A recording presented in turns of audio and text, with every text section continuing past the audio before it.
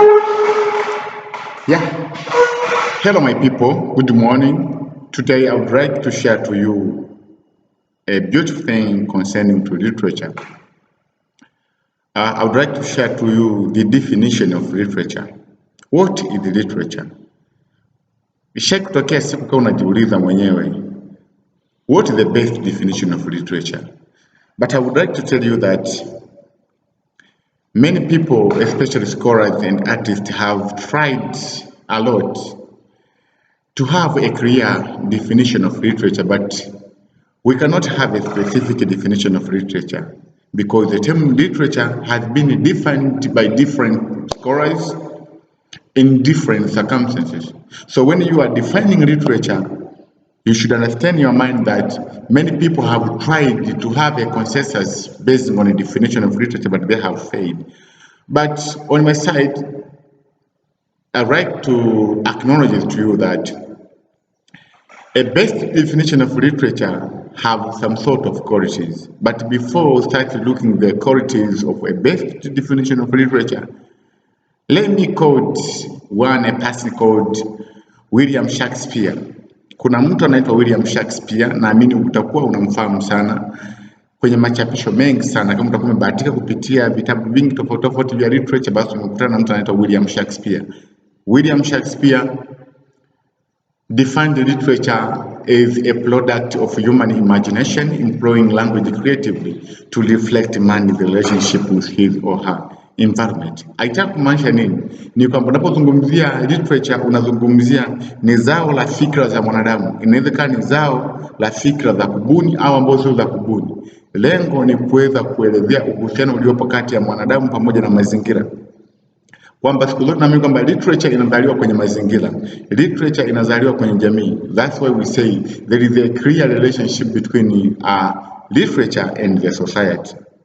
But also one may define literature as a work of art that use language creatively to reflect social realities. Ni kazi ya fasihi ama ni kazi ya sanaa ambayo inatumia lugha kiubunifu ili kuweza kufikisha ujumbe. Remind you that when we talk about language, we not talk only about language.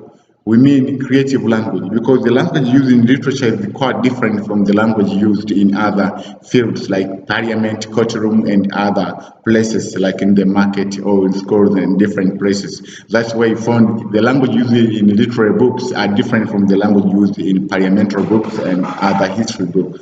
This to concern that the language used in literature is full of creativity, has got of aesthetics, has got of a lot. So when you come to realize that nilipokuwa define zote hizo definition mbili, in those two definitions you come to realize that there are some key important terms that should appear in your definition of literature. You may define as you wish, but there are some important terminologies that you need to consider when you are defining literature. We have only 6 terms used in definition of literature.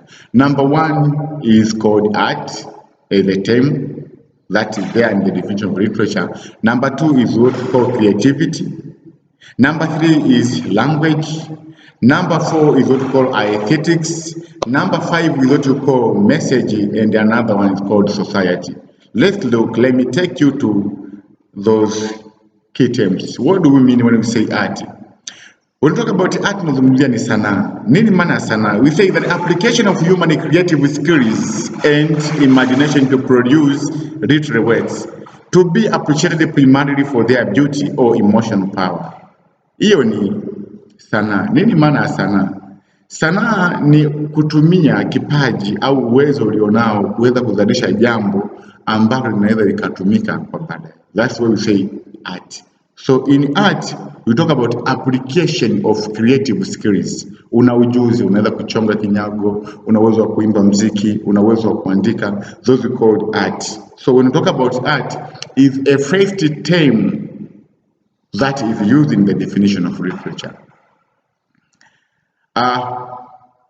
The second one I have said that is creativity. The second one is creativity. Now, what is creativity? Creativity, this involves the ability of literature to turn new or imaginative ideas into a representation of reality. That is what we call creativity. Uwezo wa kubuni kutengeneza kitu kipya ambacho watu waki appreciate creativity, ubunifu.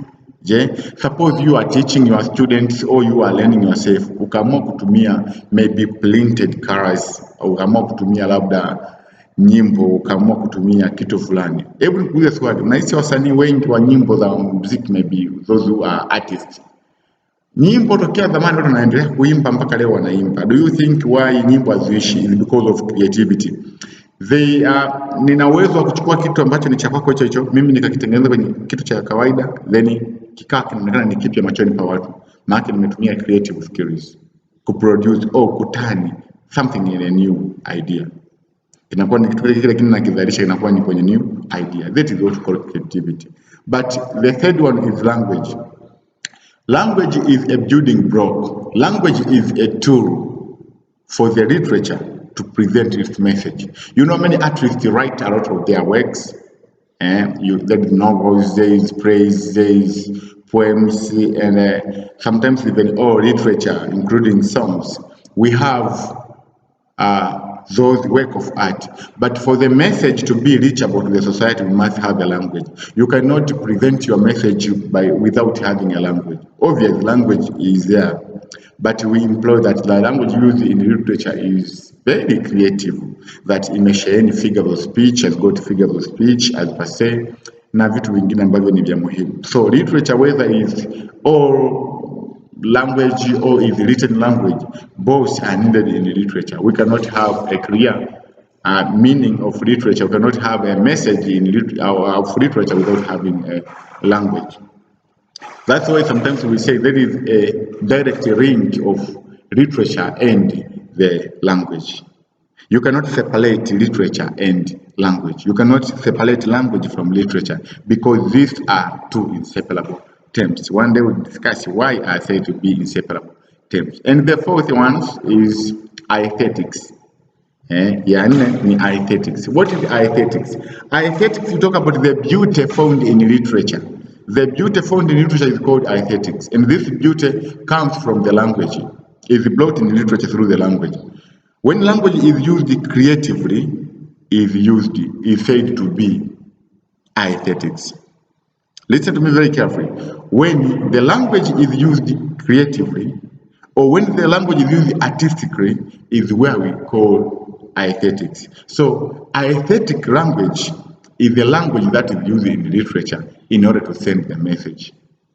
And another clearly we have what we call messages. And in messages, we say that obvious, you need to listen to very carefully that message is what we learn in the literary work.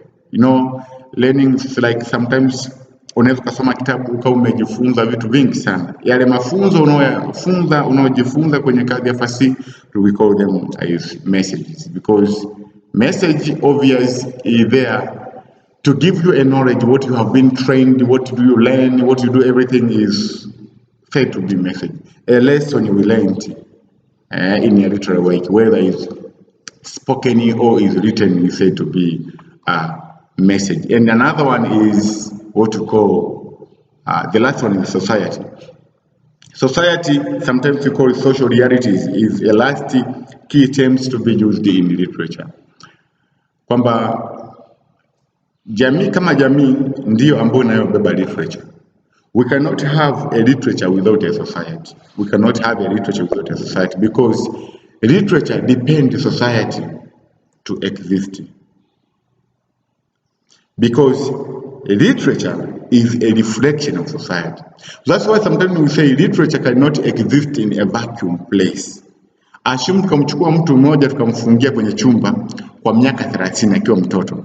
Alipokuwa mtu akifika umri wa kuwa mtu mkubwa tukamwambia aandike kazi ya literature, hataweza kuandika because literature itokee kwenye ongwe. That's we call vacuum. Cannot exist from the vacuum place. Literature exists from the society. So there is a clear link between literature and the society because literature educates a particular society. Literature creates employment opportunities in a particular society. Literature is a true reflection or expresses a culture of a particular society. Literature influences the society. Literature modify or change the society. So we say the main goal of literature is to change the society. You cannot run away from the society when dealing with literature. That are the key terms. So when you have those 6 key terms to be considered, literature is where now utaweza kusema kwamba you have defined clearly discussion of literature. Thank you so much for listening to me, and in case you have a question, drop up your comment. Mimi nitasoma comment yako, na comment zako ukisikiliza hii taarifa basi you will give me something that to encourage to continue. Thank you so much, and I love you so much. Thanks for watching my video.